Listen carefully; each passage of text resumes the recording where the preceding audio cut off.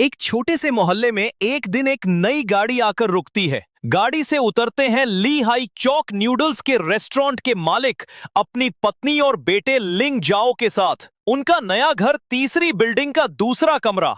पड़ोसी Feng aunty पहले ही बता चुकी थी कि यहाँ कोई पुलिस वाला रहने आने वाला है। और सच में ली हाई चौक अब इसी इलाके के सब डिस्ट्रिक्ट पुलिस स्टेशन में ट्रांसफर होकर आए थे। घर बसने की शुरुआत होती है। आसपास के लोग मिलने आते हैं। कोई मदद का हाथ बढ़ाता है, कोई बातें करता है।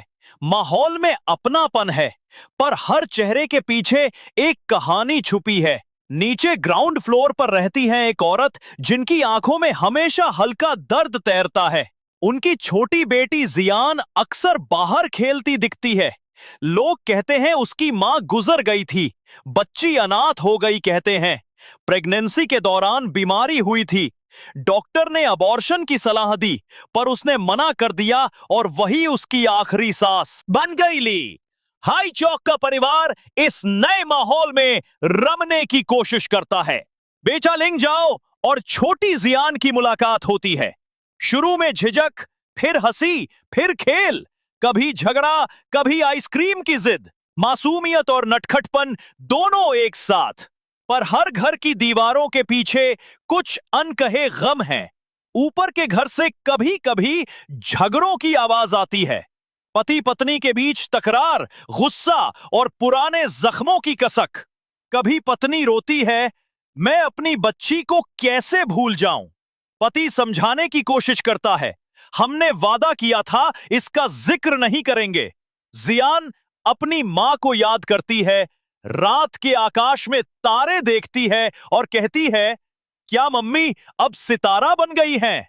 पिता मुस्कुराकर जवाब देता है, हां, वो ऊपर से तुम्हें देखती हैं और जब तुम हंसती हो तो वो भी खुश होती हैं।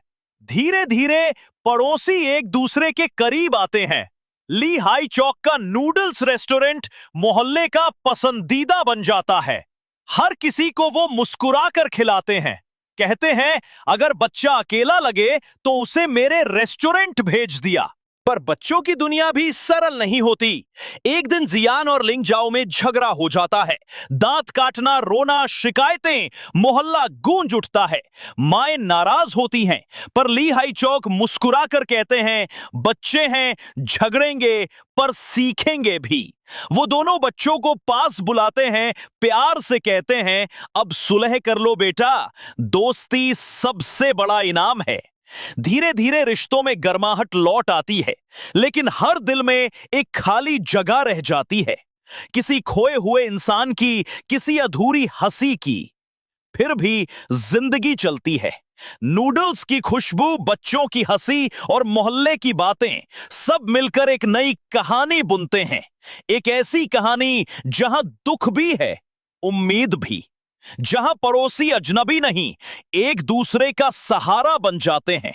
और जहां हर शाम कोई ना कोई बच्चा आसमान की ओर देखकर कहता है, देखो वो रहा मेरा सितारा मम्मी।